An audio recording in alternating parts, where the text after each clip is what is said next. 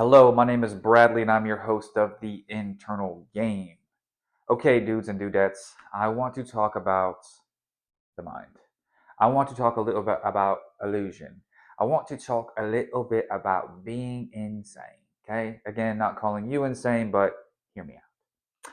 All right, so if I had $1 for every time I heard, or I've even said back in the day, I know I created it, but I know it's an illusion, but I know I'm God, but I know that it's just reflection, but, right? All this but. There's a guy back in AA a long time ago. He said, Brad, everything after but is bullshit. Right? And I said, okay, well, but anyway, kidding. So it's very easy to intellectually understand that maybe we're in a simulation or something, right? Maybe this whole reality thing is illusion. Maybe I'm God, maybe I'm creating stuff. Like I can wrap my head around that, right? But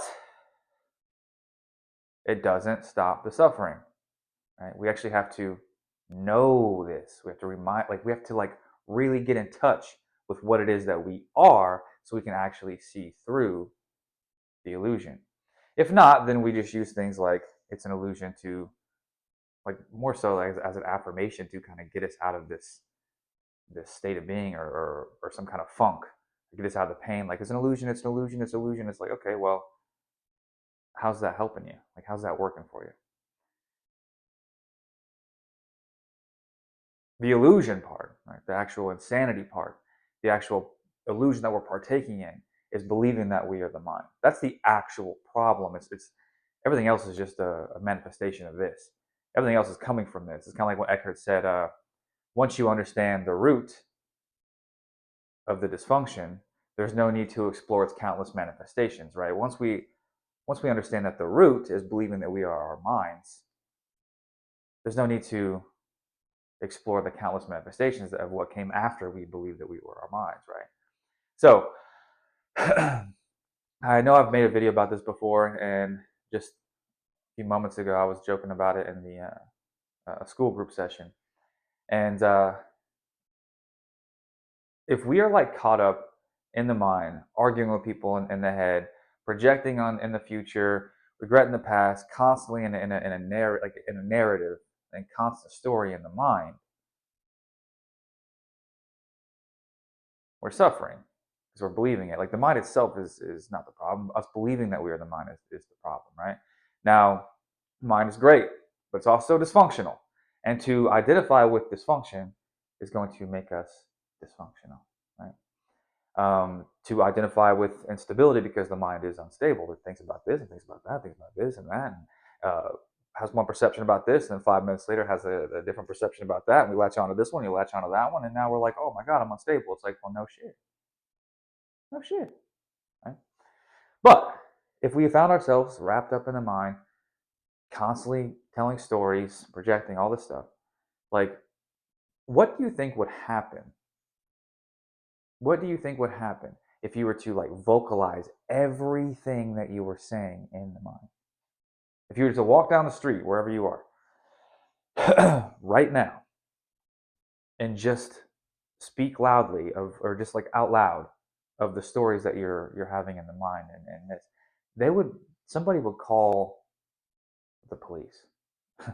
Somebody would call somebody and they'd be like, hey, this person's like kind of walking down the street talking out loud about like how this and that and this and that, like it's and then someone would come find you and probably put you somewhere because that would be deemed as insane, right? Out talking to yourself, right? When really what like everyone is doing, because most people are identified with their mind, is walking around talking to themselves, arguing with themselves, projecting themselves onto others, um, in fearful thinking and incessantly negative thinking all the time. And then we're just like okay with this. Like this is very normal. This is actual normal. Like this is a normal thing. But if you were to see somebody speaking out loud, talking to themselves, arguing with themselves, saying affirmations out loud getting a thought and then saying, like, you saw them get a thought or whatever, like, even out loud. They're probably with so and so. No, they're not. No, they're not. No, they're not. They're with me. They're with me. They're only with me. I'm chosen. I'm like, you would think that person was mad, and really, you would be right. So to come in and say, like, when we find ourselves lost in the mind, arguing with ourselves, arguing with somebody else, which is really still arguing with ourselves. No one's there. It's just you. And then be like, yeah, but it's an illusion. It's an illusion. It's an illusion. It's an illusion. It's like, okay, prove it. Is just telling yourself that it's an illusion pulling you out of this pain and suffering? No, you actually have to stop. You actually have to stop. You have to recognize, holy shit, I'm arguing with myself. Holy snap, I'm going back and forth with myself. Holy crap, I'm arguing with somebody in my head who's just not even here. I'm arguing with myself, pretending that this person's saying something, and then me saying something back, and then I'm also affirming, and I'm also like thinking the opposite of the affirmation, and then like I'm scared of the opposite of the affirmation, so I'm affirming over that, and I'm just like, I'm kind of chaotic.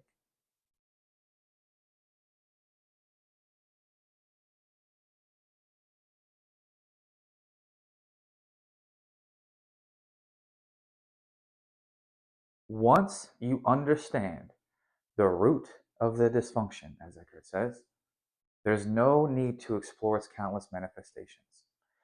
There's no need to explore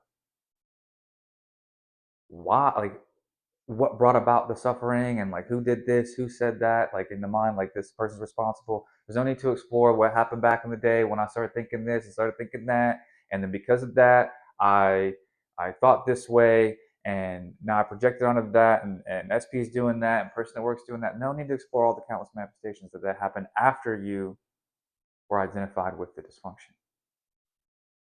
believing that you were your mind. Don't let the little affirmation of, yeah, but I'm God. I'm God. This shouldn't be happening. I'm God. I'm going to. It's like, okay. Again, for the 16th trillion time, the mind doesn't know what God is. The mind doesn't want to know. That'd be the end of it. Mind doesn't want to accept things. That'd be the end of its drama. Like, we were just going over that in the school group as well. The mind's dysfunctional. To try to understand anything with the mind, as long as you're identified with the mind, is like the mind chasing its own tail. It doesn't want to figure it out. It doesn't want to solve the problem because the mind is the problem. The identification with mind is the problem. The ego is the problem. If the whole thing, think about this, if the actual problem is the egoic mind, which is the unobserved mind, one more time, the unobserved mind, the mind that's just kind of running you everywhere all the time, that's the actual problem. If that is rooted in separation and lack and in psychological time of past and future, you suffer. And do you think that if you are believing that you are this mind, this egoic mind that's rooted in separation and lack and past and future, do you think that it can understand what God is, and its connectedness and its oneness and its love? If you pick a time to be logical about this stuff, pick now.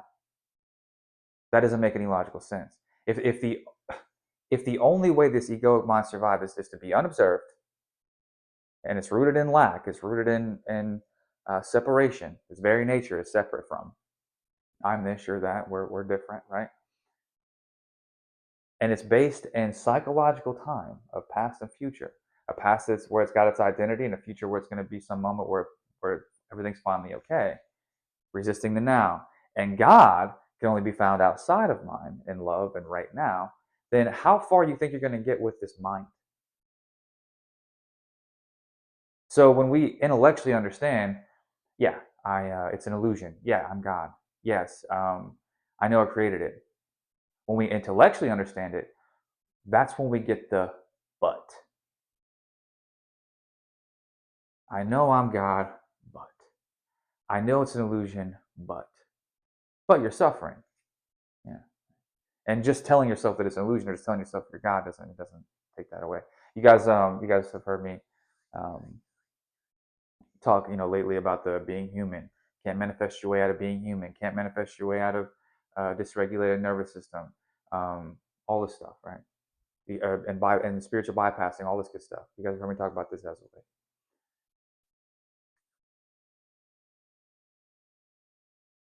Because I know what disillusion is. I know the mind loves to disillusion. I know mind loves to disillusion me. And you are me. Right?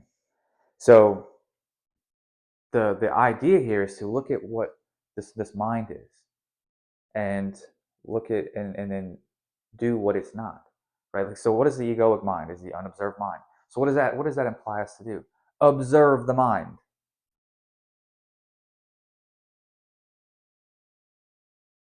You need to tell yourself it's an illusion or that you're God. Just observe the mind. If you do this long enough, you will know that it's an illusion. If you do this long enough, you will know that you're God, not just something that you heard on the internet from somebody telling you how to manifest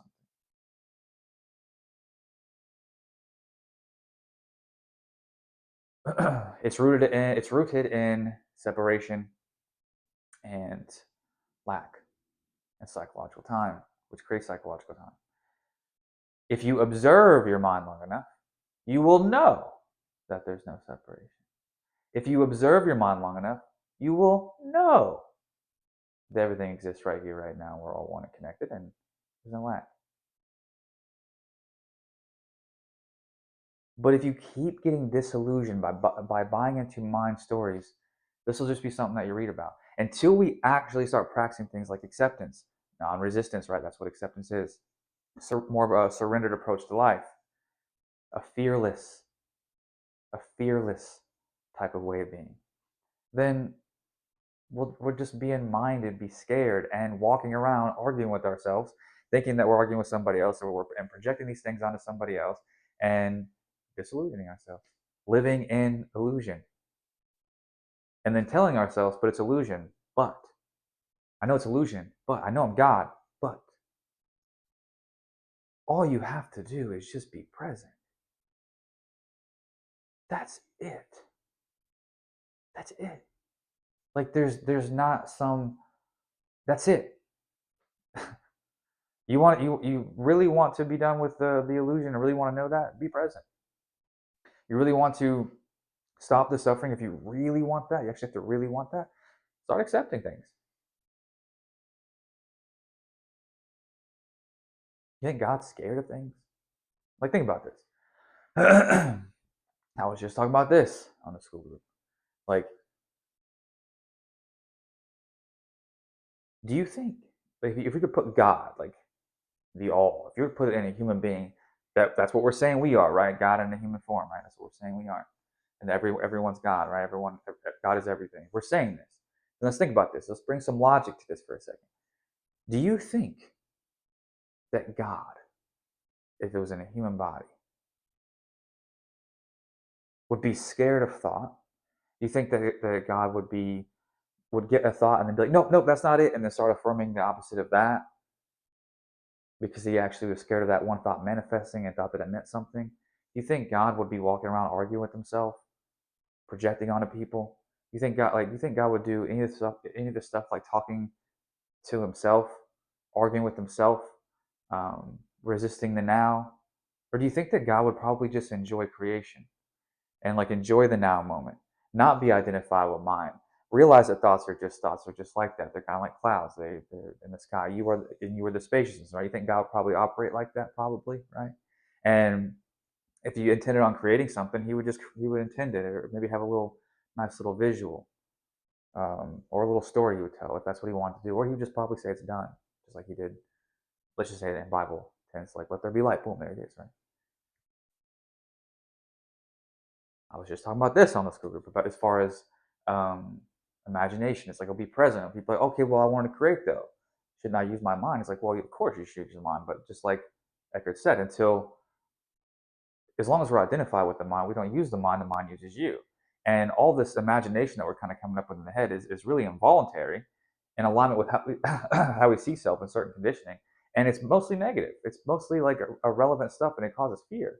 Like, is that God? Is that like how you really want to be living life? Or do you want to start to disidentify from the actual dysfunction, bring it back to now, and actually enjoy creation right here, right now, when you see thoughts like kind of, okay, cool, and then use your mind to intend if that's what you feel like doing, or see a scene or tell a story if that's what you feel like doing, and then you put your mind down the same way that you put a hammer down when you're done using it, same way that you put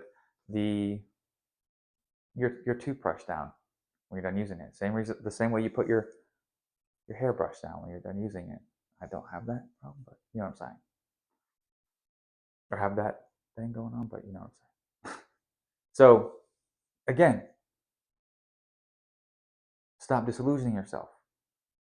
To walk around arguing, being in the mind all the time, arguing in the mind, and being in the mind and projecting and being fearful. I'm like, oh, what if this happens? And this happens, and this is going to happen. If that happens, that means this. Like, this is insane. And if you were to walk around vocalizing this, somebody would lock you away.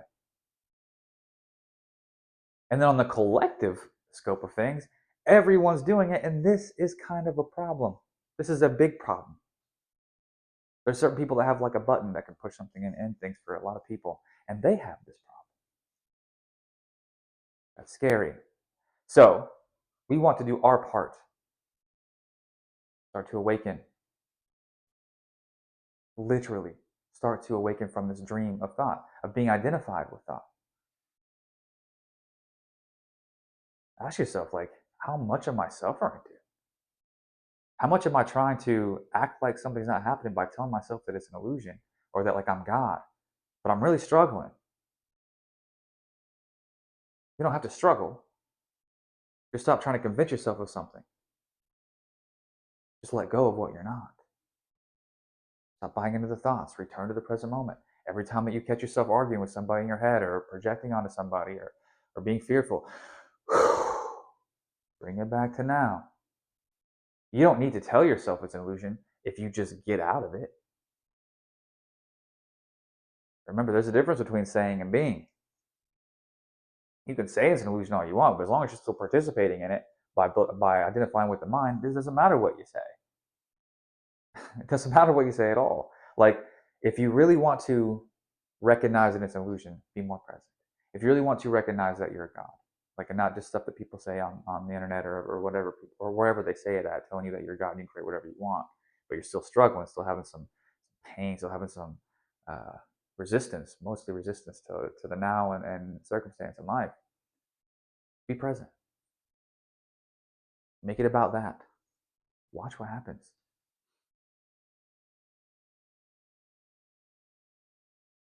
The idea is to be able to use your mind when you want to. The idea is to recognize the illusion, not to just think that you might be in one, because a lot of people say it. Does intellectually understanding that you're God or that it's an illusion take away the pain? Does intellectually understanding that you're God an illusion to get you out of those states that you were resisting so much? You don't get you out of the state. Acceptance of the state, non-resistance, ending the drama. We were just talking about that in the school group as well this morning. Ending the drama, being done with drama in the mind. But you actually gotta want it. If not, you'll keep disillusioning yourself, and you will still be in the mind, thinking that you're on some type of that one day in the future it's going to be better when I figure this stuff out. Chasing your own tail, like Yuji Krishnamurti said. The ego's last defense is the spiritual one. Thinking that we're something like that. It's the spiritual mask. Talked about that not so long ago as well. Talking about a lot of stuff that I've talked about, a lot of videos. But nonetheless, you're right. It is an illusion. But do you know that? You're right. You are God. But do you know that? You're right. You did create it. But can you take responsibility for it? You really bring it back to you. When the mind is like, no, no, no, no, no, no, no. All right, guys. Be more present. That's the solution. Recognize the illusion is the solution. Recognizing the illusion is the solution, dudes and dudettes. Boss up. Take it to a how now the level. You do this by presence. Do this by returning to the breath, returning to the inner body, returning to the now, and disidentifying from the dysfunction in the first place, and stop being so damn crazy. Okay? Love you guys. See you soon.